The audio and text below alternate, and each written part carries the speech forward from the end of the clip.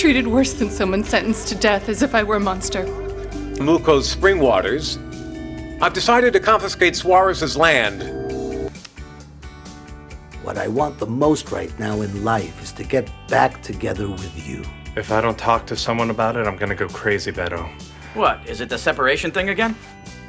No. I think I have cancer, buddy. Two pictures closely and they don't resemble.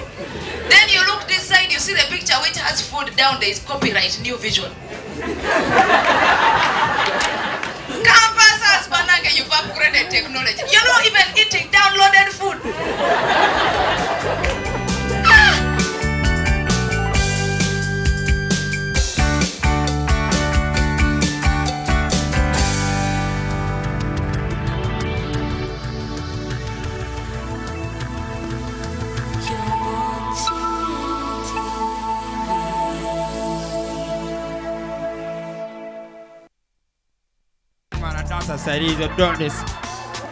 Aro, give me 5 stress, 3 gonorrhea. Kale muli wano, you think you've brought campusers. Omwana yena sobola gamba super deep. Si miaka jafe. I'm like, I like my swag too. So what about it? Then she was like, I also like your accent. That village accent. Now. Okay, why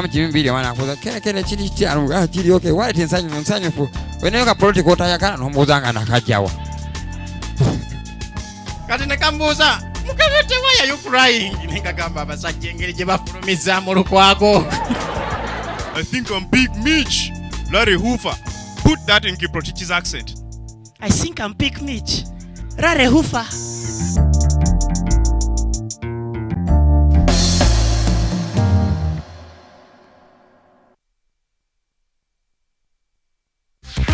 Energy Moment is brought to you by Rock Boom Energy Drink. Feel the positive energy.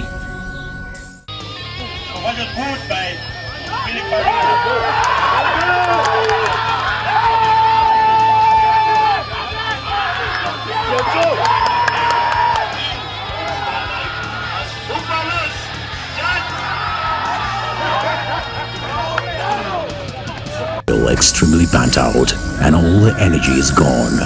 Grab yourself a Rock Boom and feel the positive energy. Reload with Rock Boom Energy Drink and go the extra mile.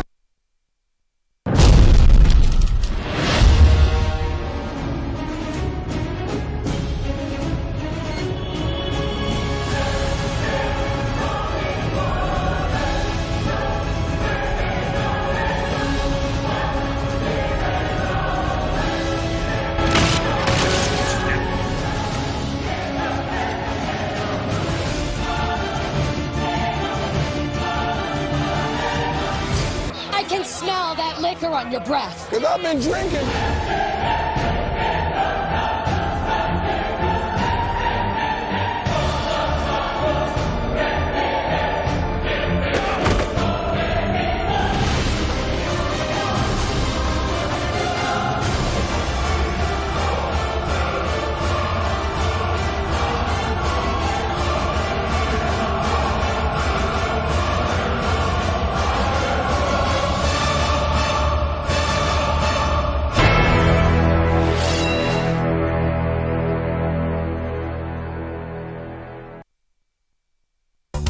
Tonight on NTV. You're a princess. Your fiancé's a senator's son and the DA for San Pedro. 1 month isn't enough time, sweetheart. Okay, Mom, but none of that matters. What matters is Ricardo and I just want to be together, that's all. Listen, sis. Are you sure that you're not in a rush to get married? I'm enclosing a picture I drew of a puppet on a string. You are the puppet. Your parents are the strings. This is you, Andy, sometimes. I know it seems jerky, but I like writing, actually. Tonight on NTV.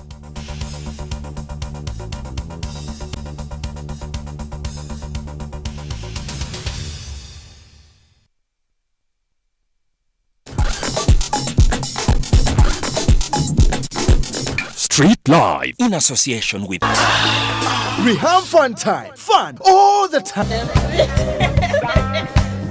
Omulimu gwange gwa kusiga njala. Natundako omulimu gwe nasooka okukolako. Natundako ku ddagala ly'emmese. N'omulimu ngumazemu emyaka 2.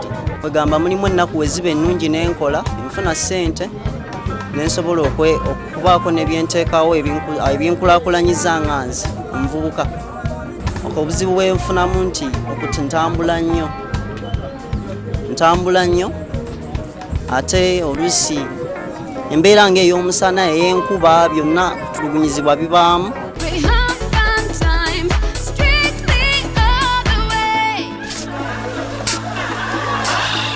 We have fun time. Fun all the time.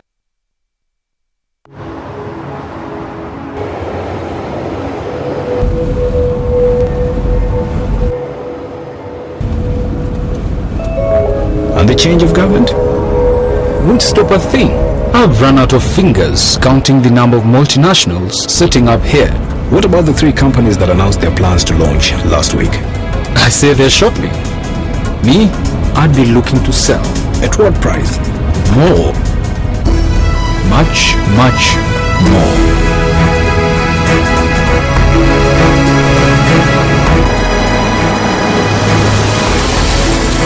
I don't know who you are or how you know these things, but one thing I'm sure of, you're in the wrong job. Here, call me tomorrow at 9 o'clock in the morning. I'd like to hear more from you. Are you ready for your big break? The East African, understanding the region. NTV, turning on your world.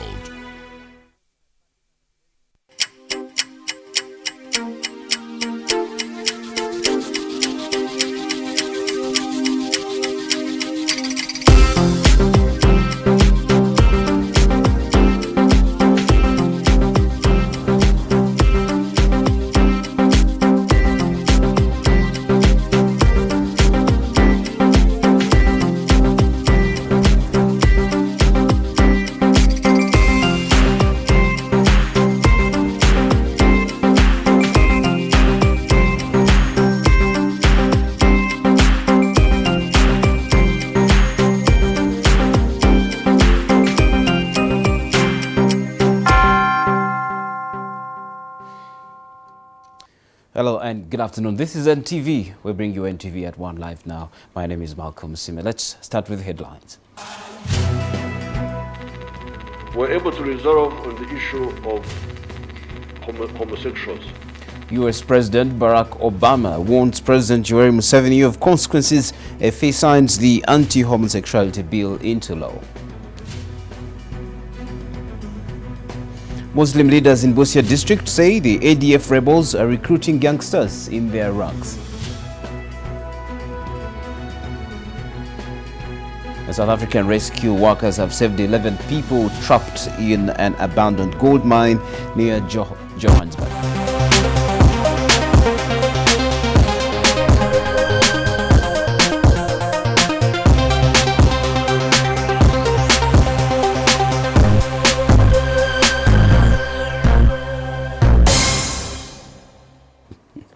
Welcome now. This is NTV at One. Government spokesperson Tamari Mirundi has responded to US President Barack Obama's statement directing President Museveni not to enact the anti-homosexuality bill into law.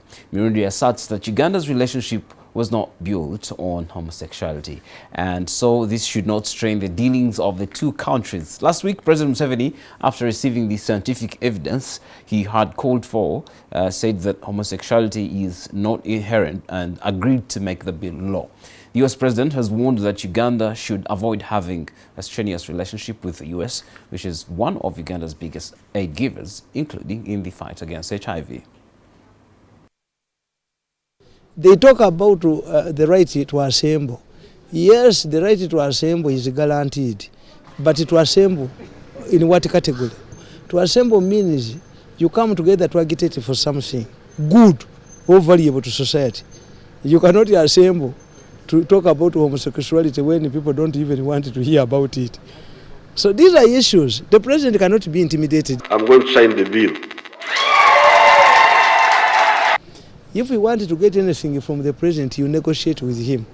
You show your stronger points of your side. But trying to intimidate, because Uganda is not the first one. We have seen countries like Nigeria. What is happening in Nigeria? What is happening in Nigeria? In fact, if you use the aid or other strings, you are inciting the population in Uganda to rally behind the president. Yes, I don't think that this issue can strain the relationship between America and Uganda. Well, apparently it looks like it's going to. It cannot. No. Because you see. it's going to withdraw aid. And remember, America gives us most of the aid. We can do without that aid. Are you sure? Yes. Every support we get. HIV, almost everything. Yes. For instance, I asked you that if the Americans tell us that in order to give you aid, all of the women in Uganda should go naked, would I accept? To me, it's a question of understanding, not aid. Chibori Market in Wandegea, Mukwenda zone was raised down in the wee hours of this morning, and the fire is believed to have started at about 4 a.m., but the cause has not yet been established. Locals say cars, timber, beds and machinery, items worth millions were destroyed by the early morning fire. When I tried to approach here, I found that the whole thing was at a mess, and there was nothing I could do. Actually, I tried to break down the shed, but still, the fire continued spreading. The cause of the fire is not yet known, even though there is suspicion that a mentally disturbed man could have started it. Other businesses housed within and near the market that were also affected by the fire included garages, restaurants and salons. Negaragi kati kifani cha ina asingo bunja ayidderu waguru ne machines ezembawo negaragi ayideko ine kitundu nemotoka kulike ziddeko side sinze badde ziranye bibajje ne tutuuka nengo omuliro gwaka nnyo naye twebaza fire brigade nti ekoze omulimu gw'ekitiibwa wamu ne police bafubye okutuuka sawa nga 11 naye we batuukidde bakoze omulimu gw'amaanyi nnyo okulaba nti omuliro guno guzikira.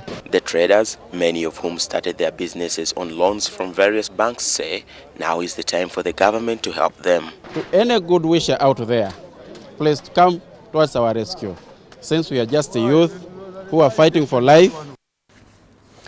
Hundreds of people in Gulu town have staged a protest over the failure to get their savings from a microfinance institution that's owned by a local leader. The authorities at the institution say a technical hitch caused by the problem was caused by problems sparking the protest.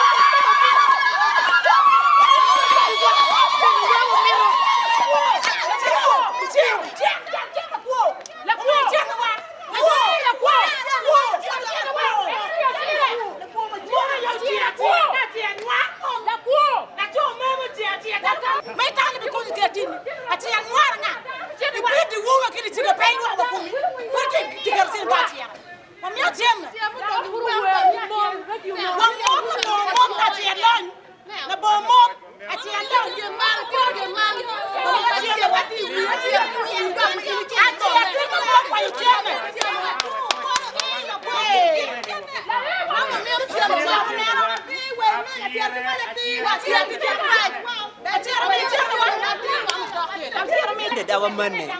There's no anything which we can take our children to school. What we wanted is our money. The money is just delaying us since the other week up to now.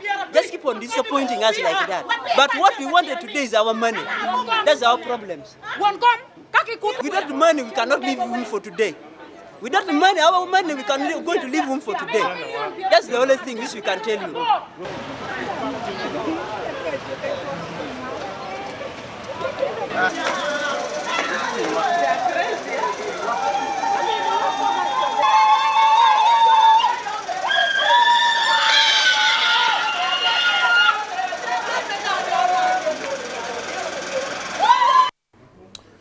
Kampala Metropolitan Police Commander has issued a shoot-to-kill order for suspects who refuse to surrender to police when ordered to do so.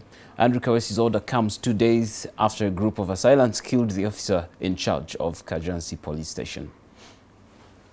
Police will not hesitate to kill, shoot and kill those that want to shoot at us.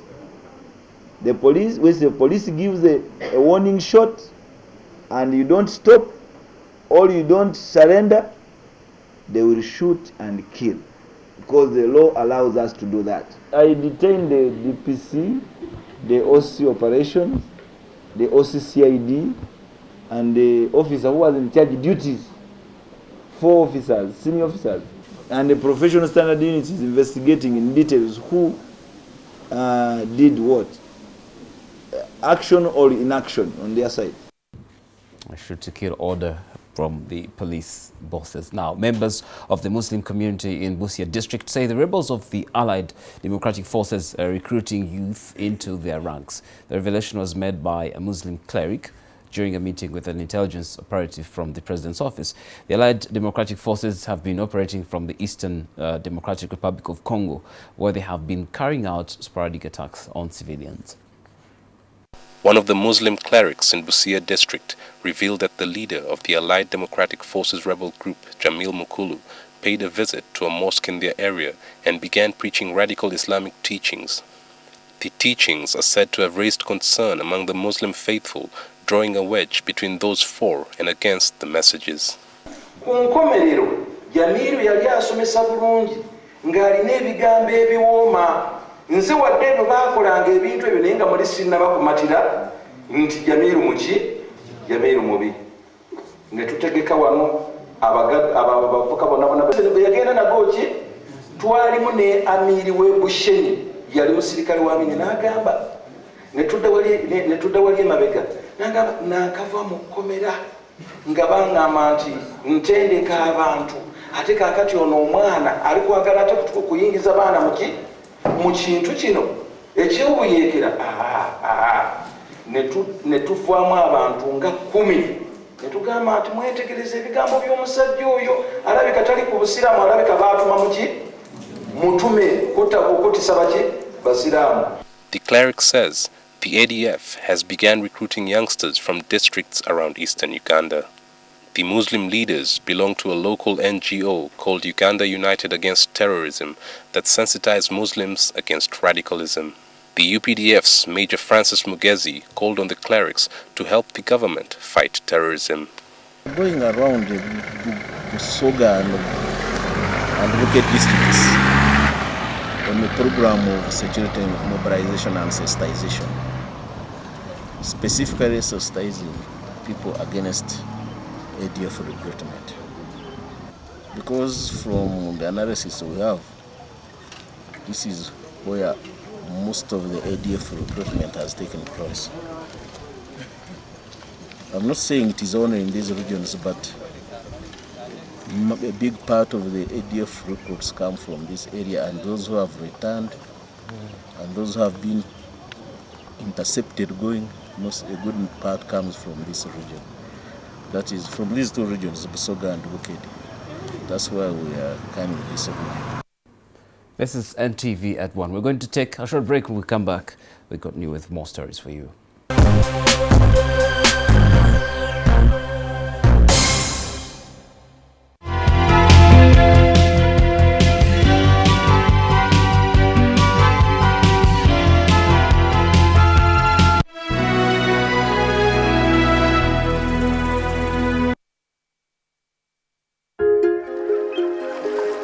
From the undulating plains straight to your home, we bring you exuberance and ultimate satisfaction of Riham's joy and fulfilling happiness. Fun all the time.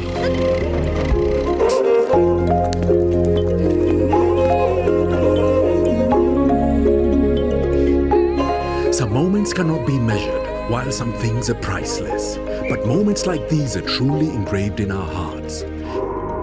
Oh yeah. Enjoy Riham's infinite rewarding taste.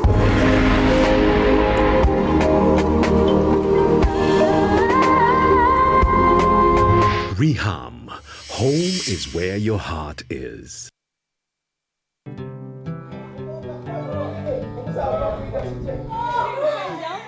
down. Nas, you left me here too. Just relax. I'm going to come and help my baby.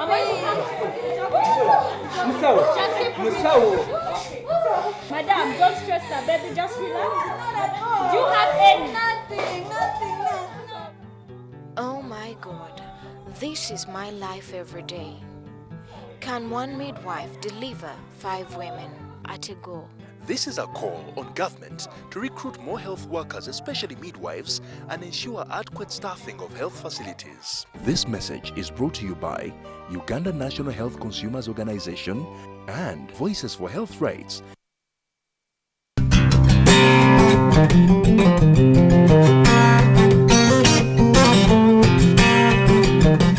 Dr. Sarah, our teacher taught us that bad germs are everywhere. So we use antibacterial soap to be clean. It is key. You mean Skin Guard? Yes. According to the job I do, I wash myself with Skin Guard antibacterial soap. We should all use even Skin Guard antibacterial jelly and soap. We work so hard, but we are never protected. Even places we walk are full of germs. It's surely worse for our kids. And interestingly, even the money we touch has germs. But with Skin Guard, we are protected. Everybody's smiling. Skin Guard is for everyone.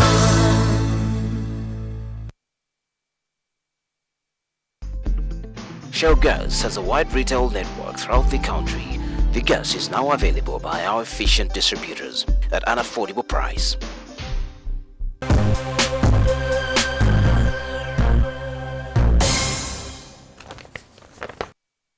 NTV at ONE, welcome back. Female genital mutilation is a practice deeply rooted in tradition.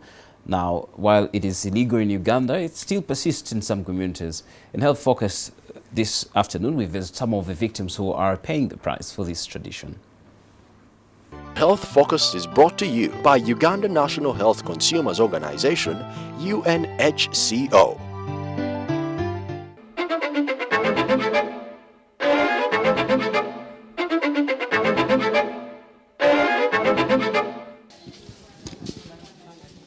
"17-year-old Penina Chepsok had her genitalia cut 5 years ago. The immediate effects were not severe. Now, years on, she regrets the practice. Because of her birth canal that was narrowed following the cutting of her genitalia, Penina had an obstructed labor that resulted into her losing her first child and also sustaining a fistula. After operating her, she saw the urine started passing out.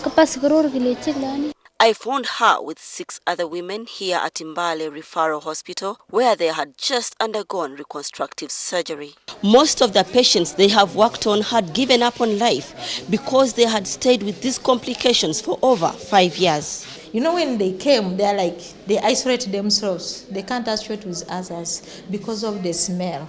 The social worker here tells us that the 6 are just part of the 300 women and girls who have fistula and need reconstruction. They cannot even move. At time when they move, you find the urine passing out. Suffering a lot, and even men don't mind about them. So we work together with UNFPA and also other actors, the district and the NGO, to support these children, 1, to be identified at community level, 2, to be referred to the health centers where they are assessed, and if there is need, for example, for reconstructive surgery, then UNICEF supports that process of moving them to be able to see specialist doctors to undergo reconstruction. Back home in Loro Sub-County, Amdat District, there are several communities where female genital mutilation, FGM, is prominent. I met Rachel Namire. Like Penina, she too had her genitalia cut and lost her child. She suffered with fistula for 5 years until she went through reconstructive surgery. Namire is free of the stench and embarrassment, but her pain is far from over. She has not been able to have another child for 10 years now. She has 3 co-wives who all have children. Her hope is in a miracle. Bani ya mu dani anyu. Kala mo nyogram. Nyal lusyo. She produced at home, not in the hospital. So when she was producing, since that thing was very tiny, the child cannot even pass. Cheptilak Kuchela was widowed at the age of 25 with 3 children to fend for. Because she did not enjoy sex and had problems during childbirth, she opted never to remarry, although there were opportunities. Leso, That always when they go for firewood, they used to converse, to talk with their friends. That people, when you're sleeping with your husband, how do you feel? Do you enjoy sex? That all of them were complaining, no, it is too painful. That even we regret even why we went for FGM, because you cannot even enjoy the marriage. Chamkia Lopeyok, a former cutter, says she almost lost 3 girls when they got complications, but could not just quit out of fear. Here is a burden of lineage.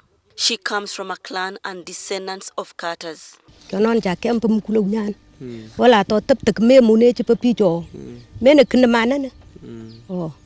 Since she saw that those dangers that have been happening and those threatenings, he said, if I continue with this practice and somebody's child dies, I may be killed.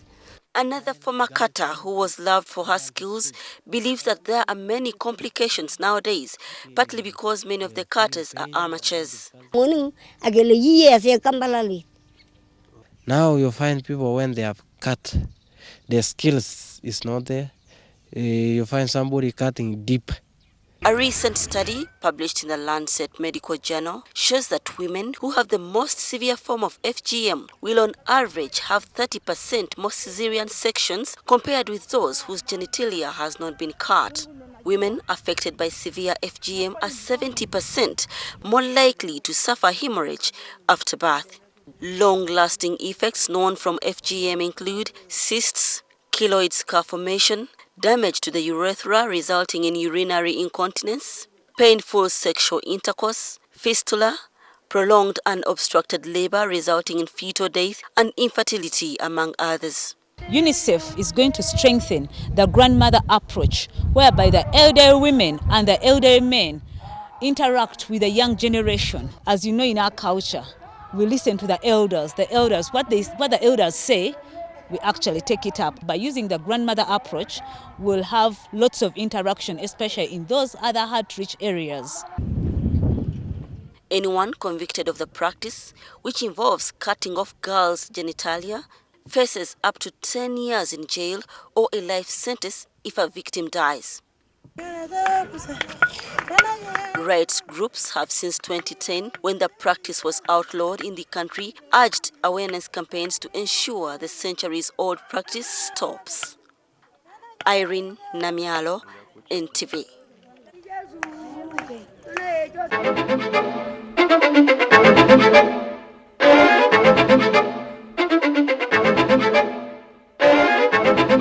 Health Focus is brought to you by Uganda National Health Consumers Organization, UNHCO.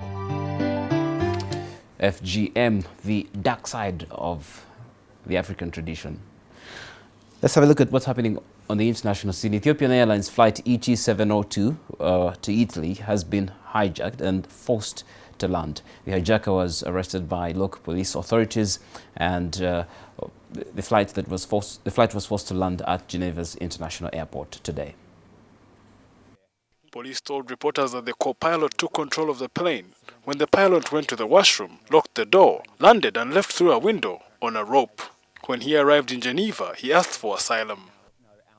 Officials say the situation was brought under control and that passengers and the crew were safe. The airline's flight bound for Rome from Addis Ababa was reportedly denied permission to land and circled Geneva for several minutes before it was forced to proceed to the airport, which had been temporarily closed by authorities.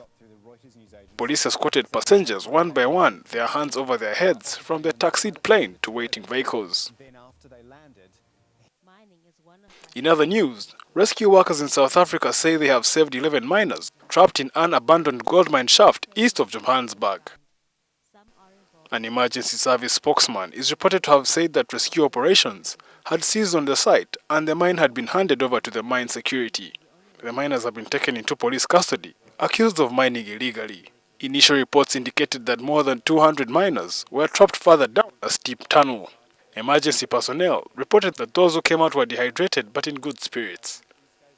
The miners were trapped by fallen boulders below the surface at the old mine site in Benoni. Heavy equipment had been brought in to try to remove the boulders obstructing the shaft, and an eyewitness saw ropes and a hoist being lowered into the shaft. There was a heavy police presence. To North Korea, the UN is set to release a detailed report on human rights violations in the country that will include testimonies gathered by Amnesty International, a UK-based rights organization. The testimonies include powerful and disturbing accounts that tell of torture, rape and murder inside the country's labor camps where political prisoners are held. The UN Commission of Inquiry on Human Rights in North Korea was set up last March to begin building a case for possible criminal prosecution. North Korea denies crimes against humanity are taking place in the country and labels any criticism of its rights record as a US-led conspiracy. That's from the international scene. And up next is Omumuli, our sports program, with Romansi, Alan, Darren and Ismail with an all-round expert analysis on what's happening in the sports world. That was NTV at 1. Have a good afternoon.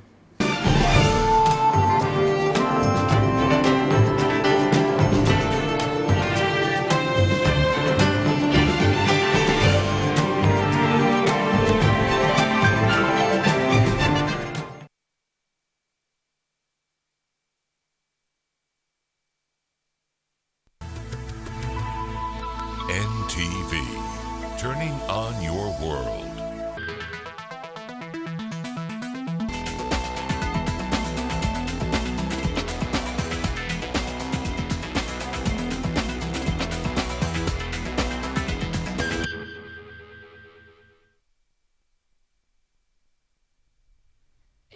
Heavy metal rock gods to some, studio-orientated power pop innovators to others, purveyors of overblown sports arena anthems to still many more. Queen left a deep and distinct legacy at the end of their remarkable 2-decade career. Rise, look up to the skies and see. I'm just a poor boy, I need no sympathy, because I'm easy come, easy go, little high, little low, any way the wind blows. Queen began their life as a glam rock unit in 1971. After coming to music from university studies in such far-ranging disciplines as art, biology and astronomy, Freddie Mercury, Brian May, Roger Taylor and John Deacon joined forces to become one of the most consistently successful rock bands in history. They represented rock's bombastic pinnacle, melding glam rock with hard rock. The group's ornate, multi-tracked recordings and in-your-face songs resulted in worldwide sales of over 130 million records. Accepting live albums and hit compilations, Queen released 15 studio albums of original music between 1973 and 1995. Their self-titled debut album laid out the fundamentals of Queen's sound. Their massively dubbed second album, Queen 2, exploited cutting-edge studio technology that set a precedent in world music. Album number 3, Sheer Heart Attack, also in 1974, summed up the monumental intensity of their work and yielded their first hit single, Killer Queen. Back-to-back hit albums in 1975 and the release of the 7-minute magnum opus and Queen's greatest moment, Bohemian Rhapsody, enabled the creation of a fanatical fan base as the world just wanted more and more of the Queen phenomenon. As the albums flooded in, so did the hit singles. Another One Bites the Dust, We Are the Champions and We Will Rock You, just to name a few. The latter hits became anthems in the world of sports.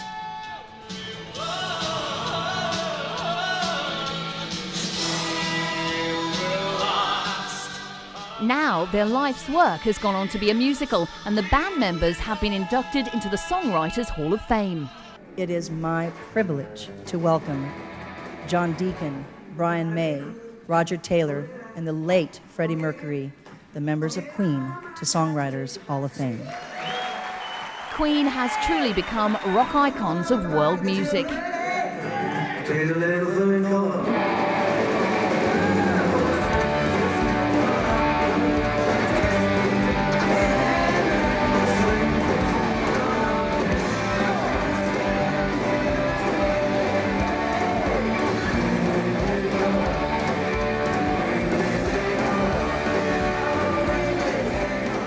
Their biggest selling album came in the 80s with The Game, which stayed at #1 for 5 weeks. Queen has rocked the world in a big way with their spectacular on-stage performances and the entertaining theatrics of frontman Freddie Mercury.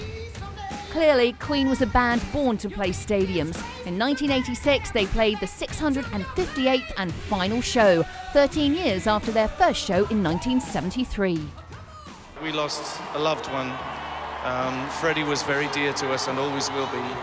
And I feel like he's with us tonight. Because he's part of the reason that we're here, of course. The groundbreaking band came to an unofficial end in 1991 when lead singer Freddie Mercury passed away in his London home due to AIDS-related causes.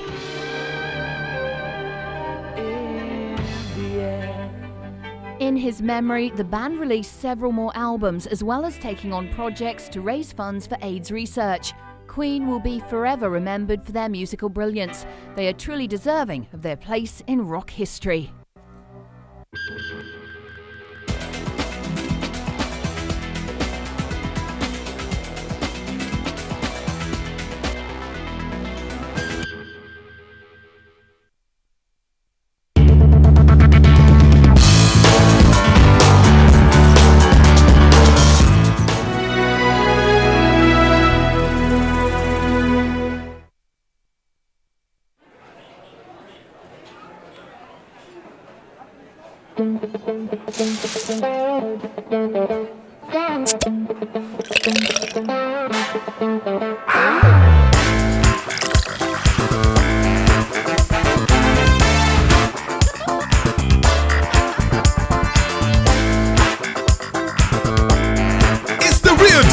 Get the 300 ml Coke, Fanta and Sprite now at only 800 shillings.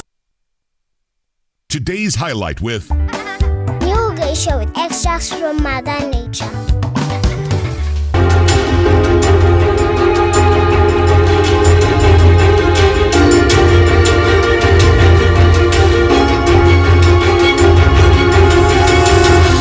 This isn't a game, Chacon. You have to look for her everywhere. Yes, even at Gabriela Suarez's house. What's her house? Why is that? What happened? Gabriela Suarez has escaped. The boy isn't here. My mom always wants what's best for us. That's why she uses new geisha with extracts from nature. New geisha with extracts from Mother Nature.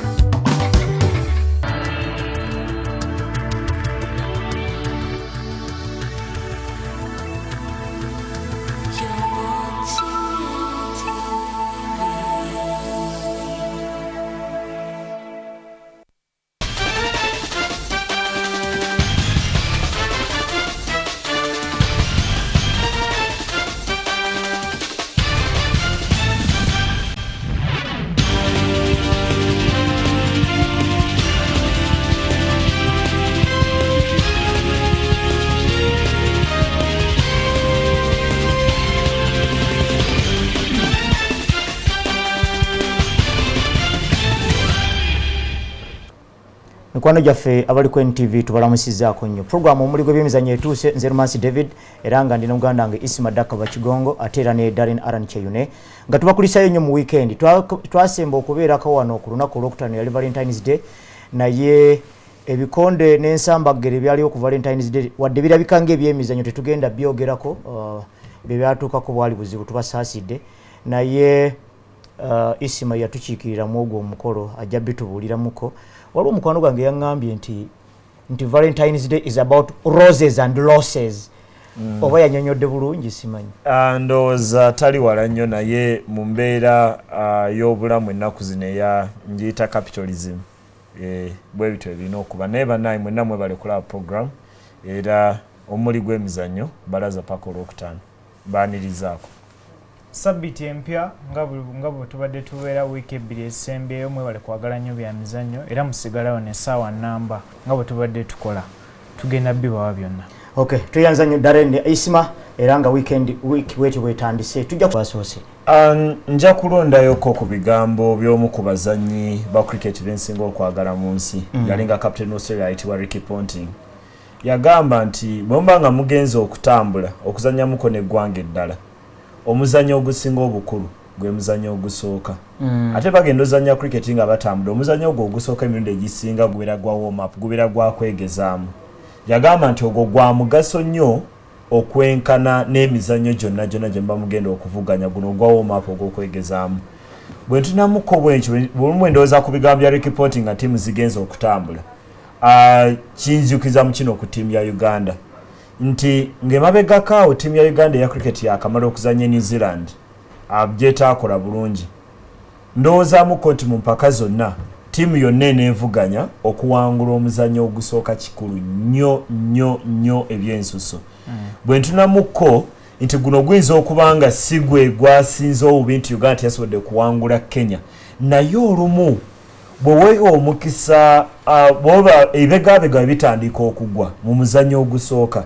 kitegeeza nti luyinza okufuuka oluyimba biseera oba ogamba ne twali tubulako katono naye omuzannyo oguddako katwongeremu amaanyi tujja kuwangula naye olw'okuba muli mu mbeera ey'okukkirira omuzungu agiyita downward spiral olumu olugenda notira nga mukkirira ekinyanga kiwanvu nga temutuuka kakyensizo ndatise okutirako abavolleyball kyova olaba nalowoozaamuko nti nentandika olumba teweetaaga kutandika na ttiimu zino kuba Kenya twayogera nti yesinga enkizo mu zino ttiimu zonna okuba nti esobola okuyitamu nga Cape Verde yavuddemu ne musigalamu Seychelles, Mozambique, Senegal nalowoozaamuko nti oba n'omuzannyo ogusooka tegwandibadde Kenya gwandibadde kugana amawanga amala gosobola okuba nti weepima nga bw'ofuna omutindo gw'omutuufu ne kansule nti eno result embi emu ejja kuwa ttiimu eno entandiko ey'okutandika okukola obulungi okuva Darren mu kuzannya baatuyenjebudde nnyo balaze nti enjawulo nnene nnyo wakati waffe kubanga ndaba seti engeri gye zaabadde seti emu baatukubye twakubye seti ey'okubiri yatukaluubiridde nnyo 25 ku 10 na 25 ku 14 neera ero ojja kulaba David ng'okufuna obugoba 25 tetwatuuse nakumpi kuba ebiseera ebisinga bw'oba ovuganyiza nnyo mu zino seti oba kyenkana otuuka ku bugoba nga 20 seti zonna twagenze ne tukubwa byendowooza nti tulina ebyokuyiga bingi ate ne ttiimu gye twatandise nayo si kyangu kutandika n'abategesi ate nga tolina muzannyo gwonna gw'ozannyeeyo kugeraageranya maanyi go ng'okyadde nga Isma bw'abadde agamba kuba bw'olaba emizannyo gyonna obugoba bwonna bwe baatukubye ne tutakwatayo singa twavudde mu guno omuzannyo nga tufunyeyo akagoba ke tuwangudde seti gye tuwanguddeemu ndowooza tulina we tutandikira ku muzannyo guno oguddako kuba olunaku olwala ndowooza badde bagenda zanya eggwanga erya Mozambique badde bagenda okuzzaako naye ng'olaba ebyokuyiga bingi oba okukubwa ttiimu ya Kenya kiyingira mu bwongo bw'abazannyi n'otuuka ne kuguddako ng'okukkirizamu kukendedde bino byendowooza nti ekifo ekyo ekisooka mu kibinja kijja kuba kizibu eri ttiimu ya Uganda. Naye nga tukijjukira nti nno eggwanga erya Spain okuwangula World Cup yaayo eryasooka mu muzannyo gw'omupiira mu bulamu bwabwe juzi mu 2010 South Africa baggulawo ng'eggwanga erya Switzerland yakuba ggoolo emu ku bwereere naye Spain yagenda mu maaso n'ekikopo n'ekisitukiramu n'olwekyo abavubuka baffe katubasabire nabo mu volleyball omuzannyo guno baguba ku byogwagguddewo ne tukibagana kuwangula gisigaddeyo gyonna ne basobola okutuuka wa Uganda twagala tubatuuse.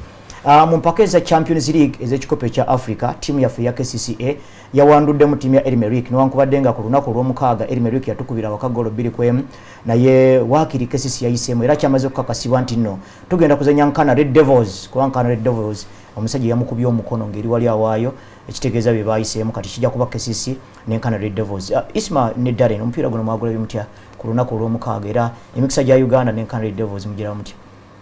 KCC ekisooka ndowooza omulimu baagukolera Sudan tebasambye bulungi tebasambye bulungi wadde nga baafunye eggoolo ey'amaanyi nalozaamuko nti olumu bw'obeera ewaka ggoolo ey'amangu etandika okukkiriza abazannyi nti kisoboka okuba nti bayitamu naye bwe ntunulamuko ttiimu ya KCC omupiira guno okufuna ggoolo ya Tony Odumu bwangu yali alina kuba ntandikwa guno gwa Victoria University ne Don Bosco gwe bazambye Lubumbashi ogwasooka ne KCC bwefuna ggoolo esooka ya Tony Odu nalowooza nti mu kaseera ako George Nsimbe n'abazannyi be yali alina okuba entandikwa eya KCC okuba nti egezaako okuba nti guno omupiira egwefuga naye ndowooza okuvaawo paka omukisa gwa Tom Masiko gwe yayonoona nga akanze n'omusajja n'ali omuddo n'agukuba ebweru n'okuguluka okwa kkono sarowooza nti okuvaawo bakola kyama eyo ggoolo Isma Soko giremukaawo eyo ggoolo omulenzi Abere gye yasaagiramu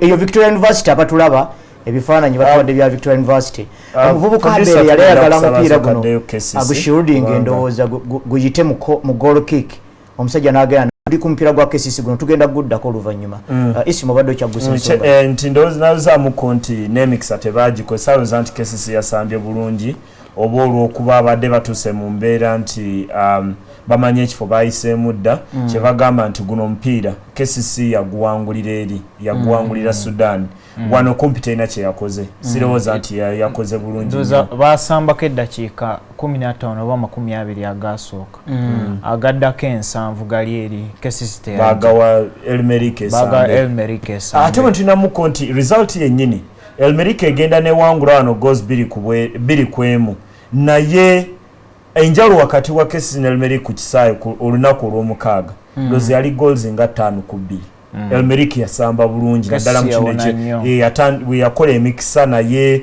ndowoozamuko mu maaso Elmerike yali nnungi nnyo mu kuba nti emaliriza emikisa gyayo kyendowooza nti nakyo kirina okuba kyabakosaamuko kinene aba ttiimu kyakozesanya Elmerike okuba nti etamu naye bw'obeera ng'omunauganda ng'otudde erudda lumu gwe lina kuba ssanyu lyo nti ttiimu Uganda yayiseemu Darren tuzaako nkana Red Devils oyinza kukyogerako ki bw'oddayo mu 29 KCC bwe yatuuka n'esamba ttiimu ya Elmerike eno gijjamu kuba Elmerike yali esembye okujja mu KCC mu 29 KCC yali ekola bulungi ku bugenyi nga wake emipiira tegiwangula kuba ndowooza n'ogwasembayo Elmerike gwe yakyala wano Elmerike yajja newangulira goal emu ku bwereere n'eyitawo kuba eri baali bakoze amalirira mu kwemu ttiimu y'omutendesi George Nsimbe wano ebadde tekola bulungi ng'eri awaka era natunuddemu kuba kyekyanzizaayo okutunula mu bitabo nendaba nga KCC wano ekubiddwa waka naye ku bugenyi ekola bulungi ogenda n'olaba ng'essira baliteeka nnyo ku mupiira ogw'okubugenyi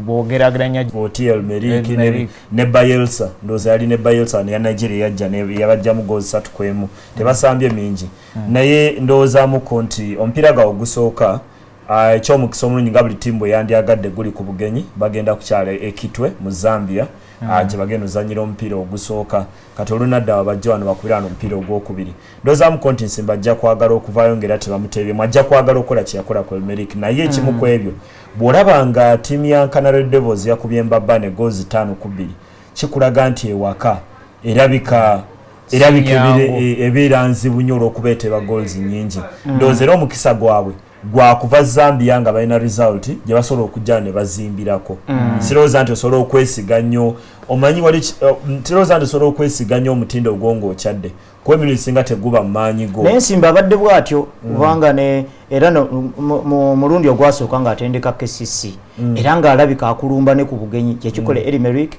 n'akikola Super Sport eri South Africa ne mu ttiimu ya Victor mwennyini akaseera ke yatendeka kumanyi bwe yagitendekera nayo n'ekiika yakulumbirawo kale n'alabika ye entendeka ye ngeri gyali midfielder abawutanyi bano batera nnyo okutendeka ebintu bye baasambanga bo nga basamba waliyo bangi bendowooza abatabitendeka omu namutendesi mu Uganda abawutanyi abasinga kitegeeza eriyo abata ono alinga omu mu 10 naye nga by the way Uganda tuyina bakochi ba midfielders be basinga obungi naye bw'owulira nga liiga erimu goal top scorer goal 13 15 olaba nga waliwo ekibulamu era ndowooza kijjamu ekyo kyoyogeddeko naye nga George Nsimbe ye ensonga ye tubadde tumulabyeko ebbanga ettono lyatendeseko nga head coach ttiimu ze zibadde zirumba yadde ku bugenyi omupiira naye nga tuyozaayoza nnyo KCC n'abatendesi n'abawagizi n'abakulembeze ate era tuyozaayoza n'omuvubuka Tone Odu kubanga yateeba goal eri ku bugenyi nawana awakaye yateebye kindowoozesa nti ndo Tone Odu yali yatulimbadde omupiira kumala ebbanga Tone Odu nze nina byemusuubiramu ebisukkakaawo kubanga omuzannyi omuteebi asala eyeetabamu akuba paasi ennungi ate nga n'okuteebaateeba kwegamba olaba nti kumpi byonna ebyagala omuzannyi azannya mu maaso awo abirina naye alina ne bigaana okujja naye bw'abanga yalese cross yavuddemu goal nga bw'oyongerezako ebyo byakoze mu mpaka za African Nations Championship ezabadde South Africa olaba nti nno Isaac Muleme yerangirira mu ngeri y'enjawulo nze ndowoozamu nti Isaac Muleme omupiira David tuba tugunafuyiza nnyo Victoria University ndowooza engeri gye yasamba Congo dakika ezo 9 ze dakika 45 ze twalabye Nambola agasooka okutya ng'olabira ddala ne performance eyo nga tebajjayo kitone bulungi nga buli omu kumpi omutindo oguli wansi paka ekitundu ekyokubiri bwe batandise okusambako ate nategedde nti like Victoria University n'obusobozi obuyitamu tebuliiwo ng'omuzannyi waabwe asinga okulabika obulungi nga bagenda mu maaso nga Dennis Guma kyokka nga yatudde mu maaso g'abazibizi naye nga yasinga okulabika nti banaakola omukisa gujja kuba eri Dennis Guma ng'abasigadde bonna bodda mu maaso oba kutya ndowoozamu ko n'olumu zino stage bwe ziti balina okuba nga baddemu okutya kunene nnyo ate David ojja kwongerako kuba yabakulembedde olunaku olweggulo Martin Mpuuga yabadde kuba yakubye omutwe ku mpagi mu ddakiika ya 58 naye yavuddeyo n'agamba bagenda okulinnya okugenda e Congo ng'abasambi batono abasambiddeko ku ddaala eri awaggulu bagenda beeraliikirira okomawo nalabe eddakiika 45 ezasoose nga tebalina kye bakola kuba omupiira okuva ku lugoba oluzibiza okudda mu maaso gwabadde teguyitawo ng'ogenda okulaba Victoria weesalira okuva mu ssente okudda mu maaso nga basambi 98 aba Don Bosco abayimiridde emabega w'omupiira ng'olaba Victoria terina weeyita kuba ne cross tebaleseyo cross yonna kuba Muwada Maweje yagezaako okuleeta omupiira mu box ne gugaana ndowooza mu kitundu ekyasoose kuba tebalina omupiira gwonna gwe baakubye ku goolo nga Don Bosco kasiteetuulayo Victoria neegezaako vaayo ng'omupiira baguteekayo buteesi kuba waliwo omuvubuka ow'enviiri ndowooza bamuyita Pembele Regan yabadde abasumbwa nnyo naddala mu maaso Victoria yagezaako okusituka mu kitundu ekyokubiri ng'obudde bugenze kuba goolo bagifunye mu ddakiika ya 79 ng'akiteegwa Matthew Odongo ng'obudde bugenze nga tebalina kye basobola kukola kale tweyanza nnyo tweyanzeege nze kyenvudde njogera ku Isaac Muleme nga amusanyukiddeko mu ngeri enjawulo Isima n'akiŋŋaana abavubuka bano mbadde mbagobere kumala ebbanga waliwo abavubuka boolaba nga omupiira gogize nga gumukoona kakati ng'agezaako okwesisunkula aveeyo kyenjogedde ku Tone Odu na wano nkyogedde ku Isaac Muleme nga nkigenderedde omupiira gumutawaanyiza nnyo omulenzi oyo Isaac Muleme n'ebbanga lyabadde mu Villa kati bw'abanga mu Victoria University atulaze ku Chan n'atulagako na wano muli kimuwa okwekakasa n'okwezuula nti kakati wano wenteekwa okubeera kale nno Isaac Muleme eyo gaayoga cross n'agirabye abadde mpitirivu obulungi singa oleeta ezo nga nnyanya buli half mu buli match ebiddako ojja kumbula katuwumulemu katono tujje mu kitundu ekyokubiri tova ku muligo by'emizannyo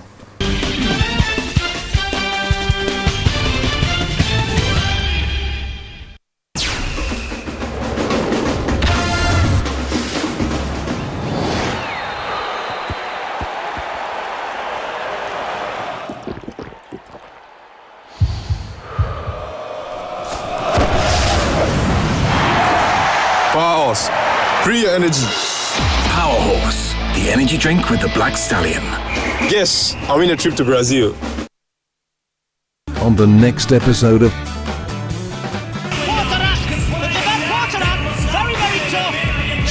For heavyweight as well. Rico squeezed his fist on his punches to be a lot more powerful. His punch kicks and punches, and he's just realised. Really nice. I'll tell you what, doesn't he look sharp for Hooven? Everybody tonight has looked really good here on It's Showtime. Nice high kick from him. Kicks and punches, and he's just realised. Really nice. I'll tell you what, doesn't he look sharp for Hooven?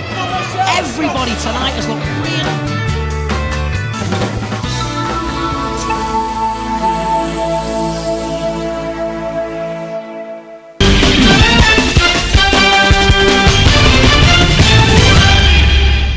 kale mikwano gyaffe mukulike ennyo mukuwummulako tukyagenda mu maaso n'omuligo ebyemizannyo ku NTV era nga Uganda wange bakyaliwo Isima ate era ne Darren tugenzeeko mu liigi z'e Bulaaya Italian Serie A yabaddeyo mu weekend era nga abakulu bano bagenda kutuyitiramuko musobole okumanya kakati liigi kakati weetuuse tetukyayogera nti bakazanya emipiira 20 wabula tugamba ebula kati ku mbeera ya ebula kiraga nti nno gisigaddeyo gye mitono woosuulira akabonero woogendera tolina gwowoleza ekyabadde Italy obonero 9 David wakati wa Juventus ne tiimu ey'okubiri eya Roma kubanga bonna bawangudde emipiira gyabwe tuga nti Roma jjukira ekyalina ogwo omupiira gwetaasamba Juve nga yakubye ttiimu ya Kiev goal 3-1 ekisinga okuneeyinsa erimu ku Juve enjawulo alowooza nti Juve egenda wangula ekikopo nga Bayern nga nti bagenda kuwangula nga bulayi n'emipiira mingi ndozaamuko nti olutalo lwengenda ate kalutulamu zino sabbiiti ezijja lujja kubeera nnyana akufuna ekyokubiri wakati wa Roma ne Napoli kubanga enjalo wakati wa Roma ne Napoli buli obubonero bonna bwokka nga Napoli yawangudde omupiira gwabwe omuzibu mu ggoolo za Zemaili n'omuzannyo Lorenzo Insigne bwe bagenze ku bugenyi ku ttiimu ya Sassuolo ne bawangula goals 2 ku bwereere mu sabbiiti ebadde amakula bwe ndinamuko ttiimu zonna esinza okusamba omupiira mweno sabbiiti ejja kuba Napoli emu ku ezo bakuba Milan ne bakuba Roma ne bawangula ne Sassuolo yabateebwamu bateebeddwamu goal ku Sassuolo tebateebeddwamu naye kugira empiira ku Roma babateeba ne kwesi Milan ne banga babateeba mu goal kyeze eno mweno sabbiiti munaku musanvu Rafa Benitez awangudde empiira 3 nendoze ekyo kiri ku TV result eyasinze obunene olw'embeera ya goal yennyini gye yazze Balotelli dakika 47 ng'obonero basuula bubiri ku Bologna n'afuna eyo goal eyo yemu kweyo enjalo omuche ekyendera wano ne ngamba nti obuzibu bwange wenda ne Milan nti omutindo gwawe gw'abazannyi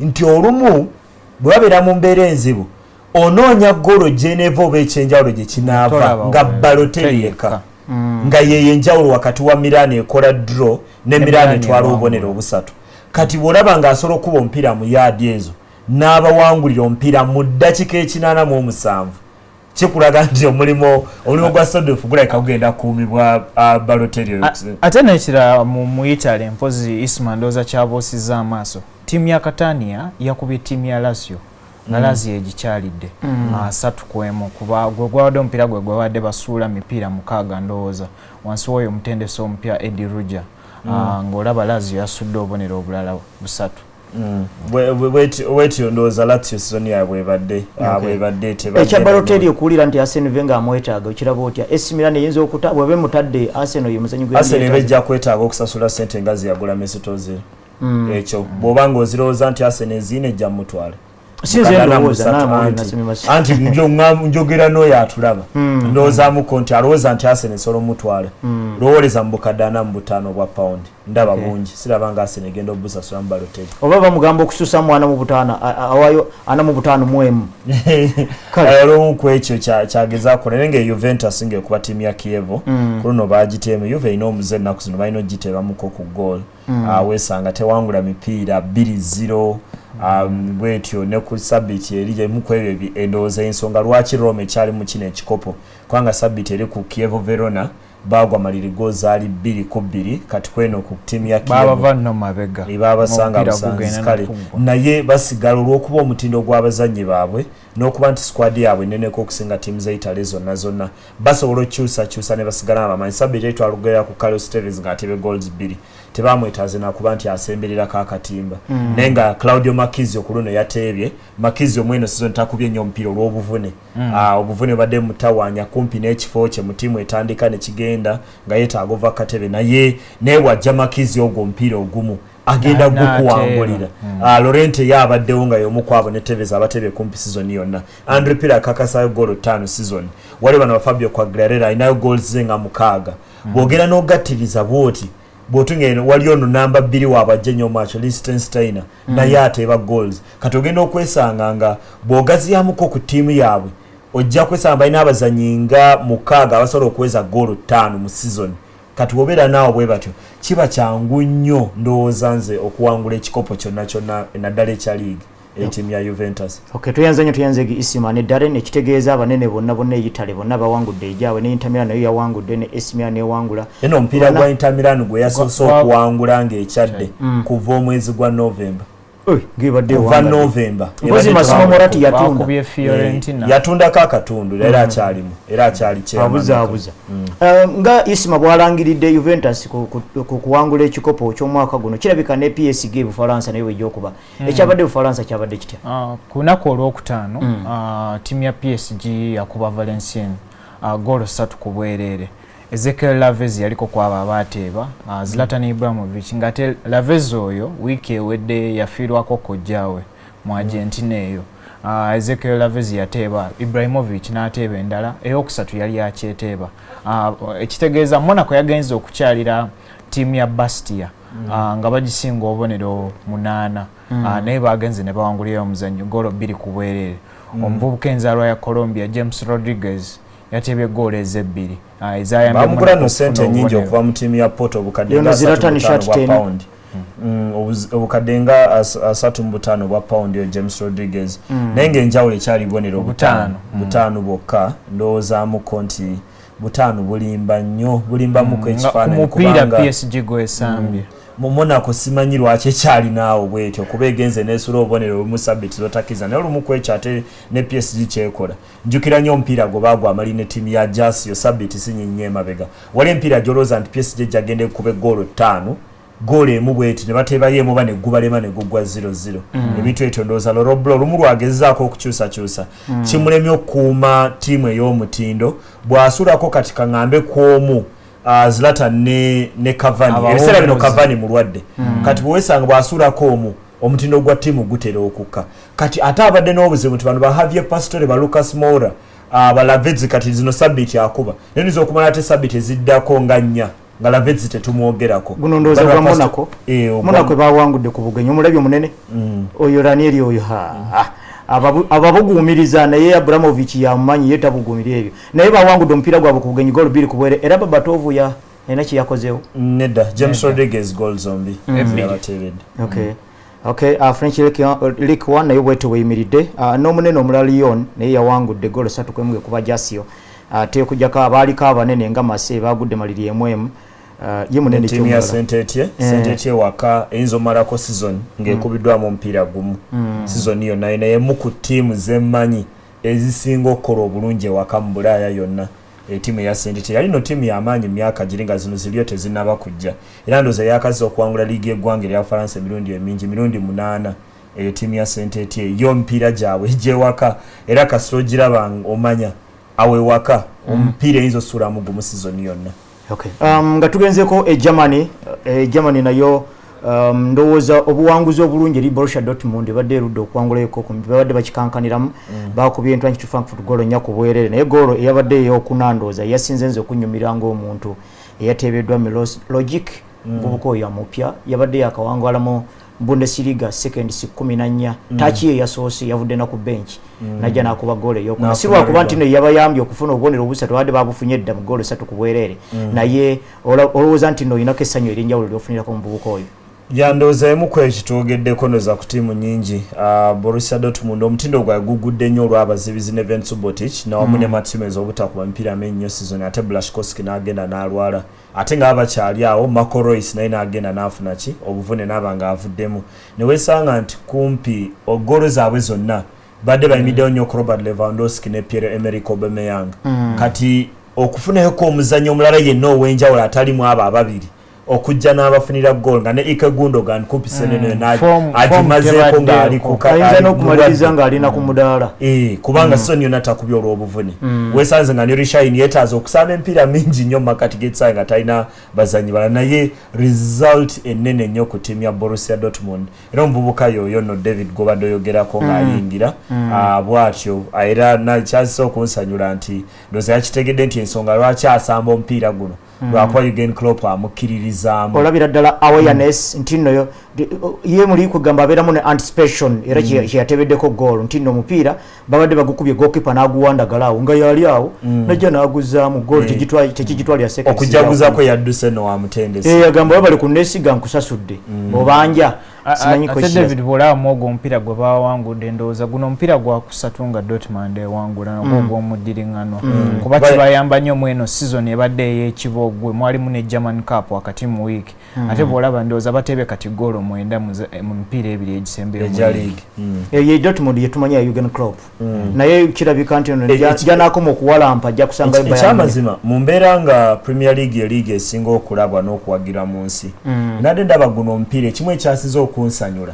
eno Dortmund ndowooza gye missinga mu mupiira eno Dortmund gye nalabyeko ku weekend yeyo Dortmund gye nalaba eyafufugaza Bayern mu giri emyaka ebiri gye yawanguliramu ekikopo neekuba ne Bayern goals yazikubako n'omukono ndoza mu German Cup final bwe yakuba Bayern omukono ng'olabira ddala enjawulo ng'atayambadde kyenvu mu kisaawe kyalina okukolako abamaziga nti Dortmund eyo yennyini bwe yagyeko ku lunaku olw'omukaaga ne ŋŋamba ekyamazanyo ttiimu ye Dortmund ndowooza ensi omwagazi omupiira gyagala okuddamuko okulaba ebiseera bino ng'omutindo ogubadde gugudde nnyo bwe guti nze era Jurgen Klopp okufaananako ne Michel Kescu owa Shakhtar Donetsk be batendesi ababiri mu Europe beneegomba benjagala emirimu gyabwe mubakuba bukubi tebava ku kyabwe n'enzimba ya ttiimu yakukulumba era bano abalenzi bashinji kagawa era abazanyi okutambulira kuba agents abatabulatabula okujja eno mu mani okutandika okutuula obutuuzi katebe David Sente tozinyooma nti kati ojja kuzinyooma gwe kakati omuntu ayinza okugamba nti wuga okuva wano mu myaka giringa tewanabeera na sente nyingi mu mupiira wali oliddeko omuzaani gwayita Winston Bogard yagenda n'atula mu Chelsea emyaka 4 naye ng'afuna emitwalo 4.5 buli wiiki nze sina sobola kunenya muzanyi yenna naye nti kati takola omuntu ajja kuwa sente agambe nti nowuga osale mu Indian Ocean ng'owuga anti wantawuga anti kakati kujja ku training kuba national team emwetaaga bagenda mu World Cup national team ade takoze oyinza kitulinamuko wote ng'ogamba gw'osobola okulaba Kagawa lwakuba gyali neze sirowooza nti waliyo ekintu kyonna ng'oggyeko Chess Fabregas emuzanyi ogw'ensembi y'okuwulira eyasalawo kutwala ssente entono asobola ova mu Arsenal okudda mu Barcelona kuba yali ayagala agenda waka nwana nnyo okulaba waliyo omuzanyi omulala essaawa eno mu mbeera y'omupiira asobola okutambula ng'ekimutambuzizza si ssente ebyewuunyisa biri mu Arsenal Vasily Abdiab omusaala yaguzize kutusanga awonye nono Redondo Fernando Redondo juka bwe yava Madrid n'agenda mu AC Milan bwe yamala emyaka 2 nga takuba Milan yali yamuwa n'emmotoka ey'okuvuga n'omusaala bwe yamala okulwala emyaka 2 n'asalawo ave mu AC Milan nga takubyaddeyo mu Argentina n'abagaa buli kyemwampa ne ssente nzibaddiza ne Jose Mourinho yagambako awo nga yakajja mu Chelsea nti eno ye contract ekyasinze okubeera embi enjavu mu myaka 15 ekitegeeza bamusalako omusana baga munnaye ogugwo gwebikukujugulete naye akasenti kale nga tugenzeeko wali Spain nayo abanene bonna bawangudde isima Barcelona yino guya kubya omukaaga awo Real Madrid naye yawangudde ne Atletico Madrid yakubya Real Valladolid ekitegeeza tewaliwo njawulo bubonero nkaaga naye akigenda komadi kyakyebuuza nti ani anasooka okuvaako n'abeera nga ali bubonero 7 emabega naye bwe nadde ndaba guno omupiira ogwa Barcelona olumu sabiti erinayogerako ne ŋŋamba nti ekimu ku ebyo nalowooza nti Man City ejja kuba Barcelona naye Barcelona omutindo ogenda gukomawo actually bw'oneetegereza gondo zadde yakuna eya Pedro ndoza nakifunye ku commentator Barcelona ya passes omupiira guno gwa Barcelona gwe twali tumanyi ogw'emyaka 3 emabega nti baatuuse okuteeba nga ne commentator eddoboozi ligenze nga ye kyasobola bagamba engeri gye yakyogedde mwetaaga okuba nti ng'omupiira oba ogulaba ng'ogenda gunyumirwa nnyo nga ogenda gunyumirwa olw'omupiira nga ebasamba ku kisaawe commentator yatuuse okugamba n'awugganawo nga Barcelona ng'alaba omupiira guwanyisiganya tewali asuula okulaga bwebwe obulungi Barcelona byaddeko mu guno omupiira oyinza okunenya n'ogamba La Liga nfu Rayo Vallecano nafu eyo byonna naye olumu oba okuba abanafu omunafu mukube nga munafu ekyemu ku Barcelona byekola nti mu guno omupiira ono Vallecano baamukubye okwenkana mu bunafu bwe Messi addemu okuteeba Alexis Sanchez abali bateeba tebawummudde yeyo no goal eyabadde eseko eddoboozi lya commentator guviira ddala eri emabega nga bagugabanga gutambula ng'ava mu kifo tewali afuna tachi bisobamu 2 osiba n'oteekawo n'otambula naloza mukoti mupiira gyonna Barcelona gyesambye ne yeefuga guno gwe gumu kwekyo kuba ne Messi yagenze ku goal ndowooza 228 mu liigi nga yenkana ne Raul lwakuba season eno kirabika musajja amulese atajja musanga golo nga 10 n'omusobyo ayinza obutamusanga naye Madrid nayo yakubye owaayo golo 3 ku bwerere ate ngeri ku bugenyi yakubye Getafe golo 3 ku bwerere Jesse Rodriguez gutatera kwogerako nnyo wano njoza ye mawulire kati yo mwana omu gwe tubadde tutayogerako nnyo naye abadde asinga okolera Real Madrid kuba golo ye yazze mangu Gareth Bale yagibaddemuko nga Real Madrid ewangula ekimu ku ebyo kankusaleko ekirimi Darren nti kibadde nnyo omuze Madrid ng'evumwa nti ye ttiimu etakozesa abazanyi bewaka nti abazanyi bonna engula bagule nti ne basajja Ramos bano bava mu Sevilla tojja kwesa nti Madrid ng'oggyeko ndowooza omuzanyi waabwe yasemba alina kuba Iker Casillas aluddewo mutebuka ne Raul Gonzalez bamujja mu Atletico nti ojja kwesanga nti tebadde n'abazanyi we batyo ne Rodriguez alabika yoyo mwennyini Madrid gwerindidde emyaka egyo gyonna omuzannyi avudde mu academy ng'akulidde mu system yaabwe eri mu Castilla kuba abaddeyo mu Castilla ndoozi erimu teams zisatu Castilla C Castilla B neno Castilla esooka ng'avudde mu eyo system yonna n'akula n'atuuka wano ate lumu ndoozi ekimuyambye sizo neno omanyi abadde mukono omukisa David Soko ojjukiremuko nti ekiseera kino Ronaldo mulwadde Ronaldo bamuwakandi bamwera empiira okwanta kuba ekyokubiri foomu ya Benzema wadde ng'ayisiza Ronaldo dalima mu kuteeba golo mu guno omupiira foomu ya Benzema tebaddeewo era weesanga nti mu mutandiko Alisson myezi ena egyasooka Alvaro Morata yali akuba ng'olumu Benzema amuswala n'omuswanga n'amala egasiba gamuvuma kakitegeeza wabaddewo omwaganya ogw'omuzannyi yenna ow'enjawulo okwenyigawo mu maaso kati Jesse Rodriguez ye n'alaba ng'omukisa kati ogw'omukisa Jesse Rodriguez n'agutwala n'emikono esatu n'amagulu 4 atereeza weefaanana bonna kubonera omukaaga naye David nga tukyagala ku Jesse Rodriguez oyo andowooza mu yeno season endowooza emukoledde amawole we gaali ku Gareth Bale nga yakajja nga naye agenda kusamba maaso ne form Ronaldo gye yaliko kuba mu biseera ebyo yali yakayisawo Portugal ku ggwanga erya Sweden n'okulwanagana okufuna ekifo wakati wa Bale ne Di Maria ne Di Maria ng'olaba Jesse Rodriguez agenda kolera mu kisiikirize kyedowooza kyakoze obulungi kuba mipiira esatu ateebyemu golo 3 ekisembe egyali teyanza nnyo teyanzeege Isima ne Darren katuwumulemu katono ekitundu ekisembayo tokisubwa kubanga tugenda kujja mu Bungereza FA Cup nga byabadde mu weekend ne fixture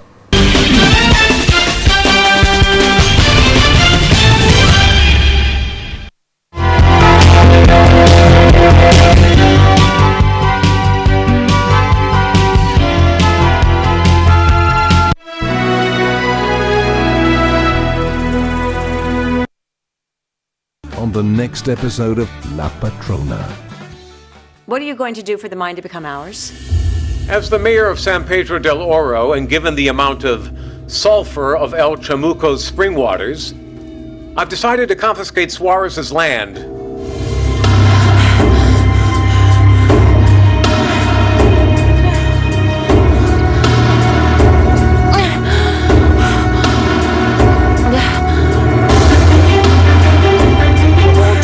And I want you to look under every rock for Gabriela Suarez.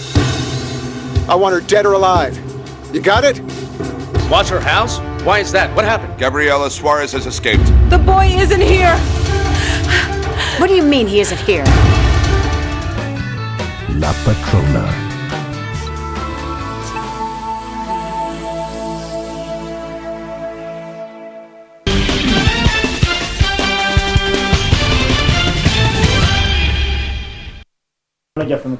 ekitundu ekisembayo ekyomumuli gw'ebyemizannyo ku NTV Ebungereza FA Cup yabaddeyo mu weekend era nga ffenna tukimanyi nti no ttiimu ennene zonna mu Bulaaya buli mupiira gwe zaazannye ziba zirinayo ekintu ekyokukola ku Lwokubiri n'Olwokusatu y'enkya n'Olwokoosa enkya mu Champions League kakati oli oba yakozewo mwapo etya oba gwe baakukabadde Man City n'ojja osanga omusajja nga toli fresh go n'omanya naye nga Man City yeesasuza Chelsea golo 2 ku bwereere mu mupiira gwe nalowooza nti abasajja bagwongeza okusobola okuba Chelsea 2 ku bwereere omanyi olumu bwogenda era oyogedde kwongeza mupiira bwino ezaita zino zi microwaves oven zafezo oyina w'osobola okunyigako booti abasajja amanda gabadde mangi gano bagamba omusajja yasibyeko amanda Chelsea ndowooza njananye nenkeberemuko ku byafaayo sijjukirako Chelsea kuva mu kisaawe nga tekubye shot ku target mu ddakiika 9 omupiira gukyuka mangu kyovola abantu omuntu olumu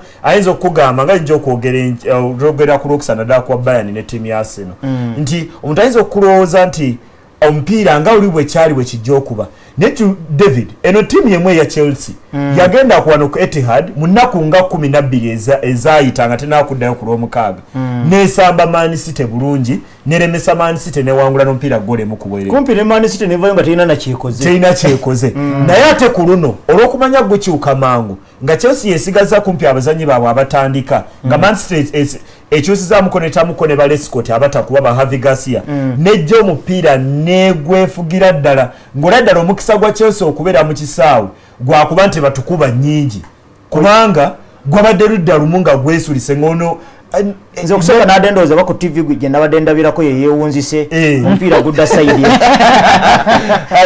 ne Sami Nasiri welcome back okuva mu gundi mu buvune naddala mu kaseera nga Sagi Agwero taliwo kuba nakyogerako na David ku lunaku olwokutaano nega nti obuzibu bwennyina neyayatula okubawo yekka nga talina Fernandinho mu mugongo nga talina Agwero mu maaso ge aba alina okukola emirimu minene olaba Sami Nasiri neze eddakiika entono ziyabaddeko naye wantu ey'okukuba goal Sami Nasiri ajja n'akima omupiira najjako ku mugugu ku yayatule n'aba nga asobola okukola ebirala ate ndowoozamuko nti bwe natudde guno omupiira ndowoozamu oba ne Pellegrino okusambisa Di Michelis kugwa Chelsea yakola nsobi kubanga Havigasi yalabise bulungi nnyo aye twamulabako mu Jovetic maaso wali Stefan Jovetic yalabise bulungi okusinga lwe baleeta Negredo ali half fit ng'olese Negredo nga tali fit bulungi ekibegabega kimuluma Jovetic adde ebbali n'akima omupiira ddala eno mu 11 gye yasamanga nga ali mu ttiimu ya Fiorentina ng'omupiira agukima bbali nga Thierry bwe twamulabanga mu ttiimu ya Arsenal nawezaamuko nti eno performance wabanga abasajja abagambye nti guno gwe musala gwa week aba Chelsea tebafuna aba Man City tebafuna zinewunyize ne company nga ajja nakubanga wana waya yatule nga jende yitabiramu awo watinga anyweza n'agaba ne bamwongera kweganga olaba ttiimu yonna yabadde motivated ate ndowooza David kyabawadde obuvumu era tulina okusuubira omupiira omunyuvu wakati mu wiiki ne Barcelona kuba ndowooza kyabasitudde nnyo naddala nga badde bagenza empiira ebiri nga tebateeba ndowooza kino kyabasituddemukko nnyo ate ndowoozaamu kati Man City ekyagoba ebikopo byonna ebina kuba erinze Sunderland mu kikopo kya Capital One Cup mu final ate wano Man City egenda kuzzaako Wigan mu buno obululu yabakuba mu final nankwadde kati eri mu kibinja ekyabanamba lujega wansi awo ogenda okulaba nga Man City ebikopo byonna ekyabigoba Stefan Jovetic yatebye goole omusambi atandabikira bulungi mu ttiimu eyo ye Edin Dzeko talaga nnyo nti ayo n'emikisa mingi naye ate tagobagoba musajja oyo muteebi kubanze mugobedde emyaka egyo era mu ttiimu ya Wolfsburg yenjalo wakati wa Wolfsburg eyavuganyanga netuuka waggulu wano wansi ndowooza wa Armin Vey bwe bagenda maaso ne bawangula ekikopo kya league mu Germany yenjawulo wakati wa Bosnia etuuka mu playoffs za World Cup qualifier ne zino eza Euro y'omuzannyo kati obuzibu bwokka bwenna ne mwetegeeza nnyo Man City emikisa bw'omuwa 5 ayinza okuteeberayo ogumu kati bwe gitaweera 5 mu ogwo omupiira tajja kuteeba kalima ne guno afunamu emikisa 3 yatuteko n'ogumu goolo ya Lescott lwaki bagiseeyo musajja wattu akuba goolo emu omwaka era ye gyotta wabaddeyo omupiira omulala ku lunaku lwajjo ttiimu ya Arsenal nayo yesasuza ttiimu eya Liverpool goolo 2-1 naye simanyi oba producer waffe yasobodde okutayiza obulungi waliwo engeri ya penalty gye nadde ndowooza yandibadde erina okubeera mupiira guno naye Howard Webb ffenna tumanyi Howard Webb naye kale omupiira Arsenal yaguwangudde goolo 2-1 nga bakuba Liverpool neerabika nti nno zino ttiimu ennene wakiri tezigiyenjebudde nnyo omwaka guno towuliddeko babakuba goolo nnya oba kiki ne Chelsea abakuba 2-1 ne Man City abakuba 2-1 kuba kakati abalala basigadde tebagenda waka Man U nene kakati omupiira gwa Arsenal ne Liverpool ndowoozamu David mu season nga Liverpool ne Arsenal bw'oba ogamba nti zino waliwo ttiimu eyagala okuwangula ekikopo season eno ndowoozamu Arsenal yawangudde omupiira ogw'omugaso kuba kati bwe tulamu ekikopo kya Premier League Liverpool kyetulowooza nti kweri olaba omukisa gwayo genda okuwangula ekikopo si munene nnyo analowoozamu Arsenal okuwangula negenda mbasembayo 8 erinawo omukisa ogenda okuwangula ekikopo myaka gino egiruddeyo emingi newankwadde bagenda kusinkana ttiimu Everton naye bwe tulina omupiira gwo nalowoozamu goolo ey'amangu eyaze ya Oxlade-Chamberlain ndowoozamu yassa omupiira negudda ku saidi ya Arsenal kuba bino byonna ebyaddiridde nga Arsenal erina goolo emu byadde bibakolera naye Arsenal obwotunulira ekisenge kya gundi kya ttiimu eno ya Liverpool si kyekirungi ennyo ekiri awo oba osuubidde Arsenal okugiteebamu naye enzuukuka ya Liverpool mwagitunulidde mutya David omanyi omupiira gubonereza nnyo gubonereza naddala ku tiimu gy'obanga tiimu yo gy'owagira si yawangudde Liverpool guno empiira ejja gutunuulira nga era naloyeko ne mu interview ya Brendan Rodgers zitalowooza nti badde balina okuba nti babakuba mu guno omupiira naye obwedda omupiira eyo yagabiddwa naye obwedda kyendaba ku kisaawe Liverpool egenda n'esubwa Arsenal n'eteeba oba wakitegeeza ne mu ddakiika yennyini esooka mu kitundu ekyokubiri Luis Suarez yagenze n'asubwa omukisa gwa Liverpool eyo no gye bamutemye ne batagimuwa eyo penalty eyo naye kati Chamberlain bandimaze mutomeza kimotoka kya tia gas lifuna lyo kafuwa wakati awo enandoza nti yadde penalty nendoza iba mu mpira ebyo bamupiira atenza omukwa abakiriza mu Howard Webb nendoza muko nti Liverpool kyejja okwevuma nadadda n'essaawa gyena namulayo ng'omupiira gwakagwa okutula mu makati g'ekisaawe ekisooka ekyabajje muzina empaka olumu nalyakwa nti bayita law of averages tosobola kuba ttiimu yemu ng'ogiddiŋŋana ekyo tekiriiyo ekyokubiri Dani Sturridge butatwala mikisa gye naye n'ekyokusatu ekisinga obunene nti buli mukisa gwadde basuula ng'Arsenal egenda eteeba kati mu mbeera bwetyo baga nti Katonda mwenkanya Katonda abanga mwenkanya nga kyawa David kyampa nange kitegeeza bw'osula omukisa gweri nga ne Katonda eri ttiimu agiwa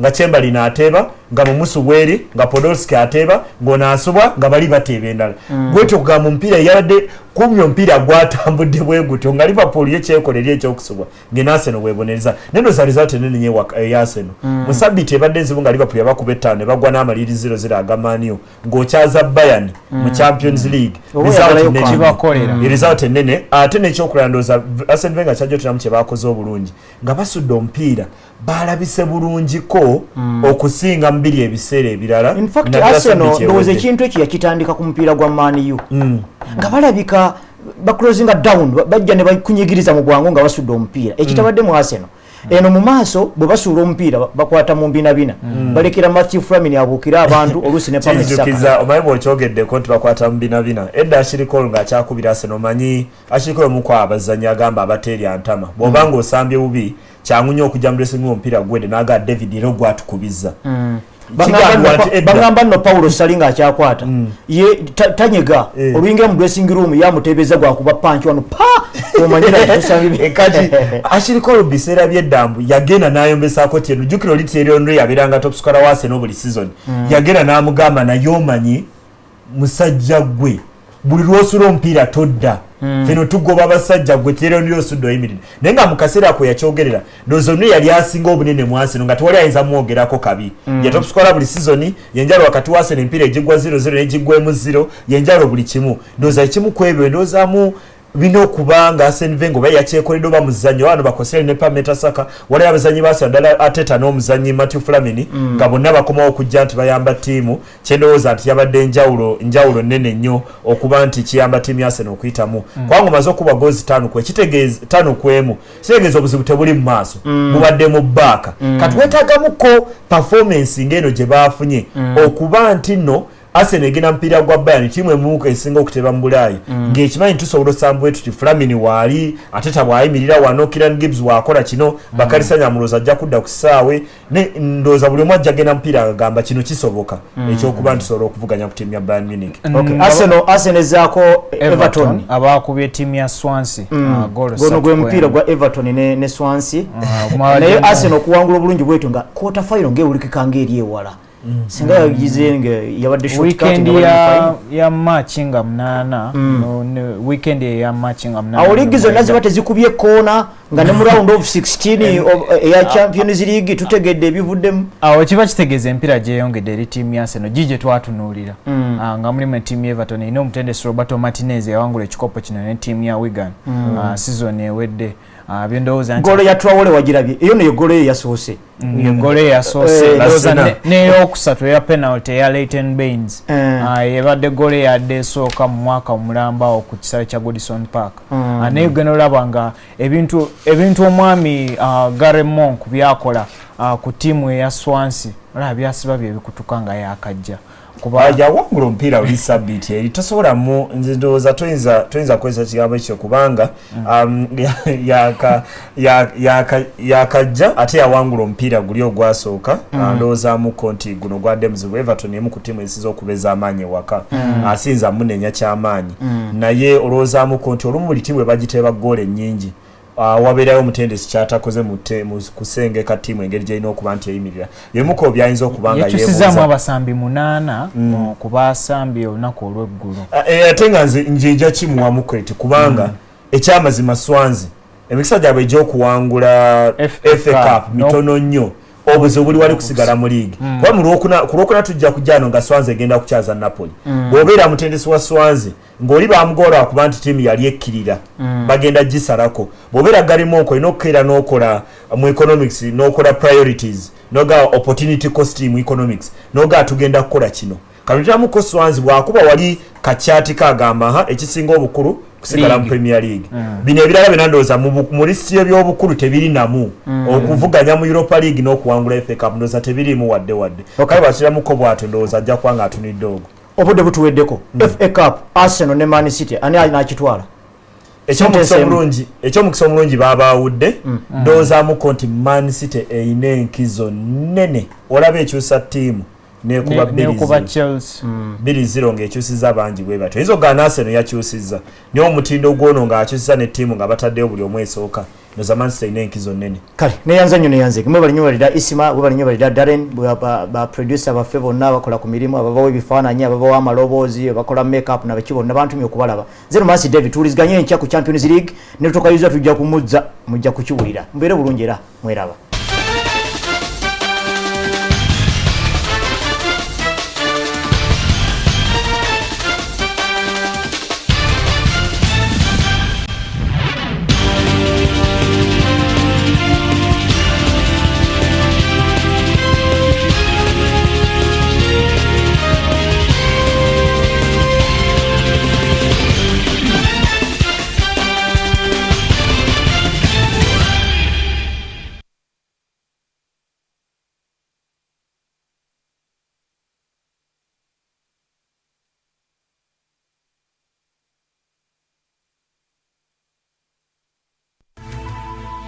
NTV, turning on your world.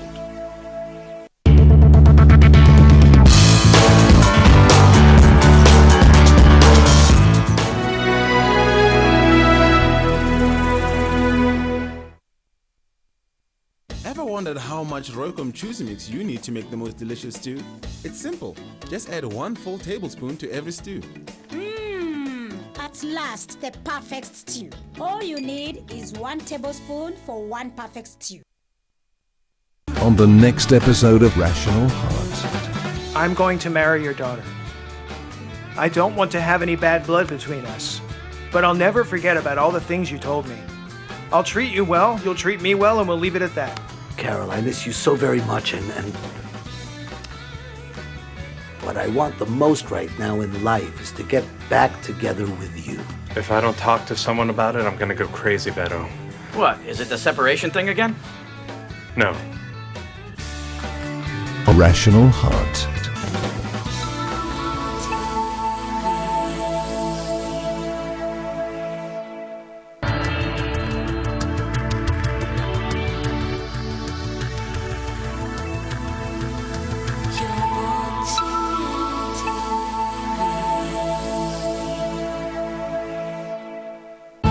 This program is rated PG. It is suitable for children ages 8 and above, but parental guidance is advised as it might contain mild violence and mature situations.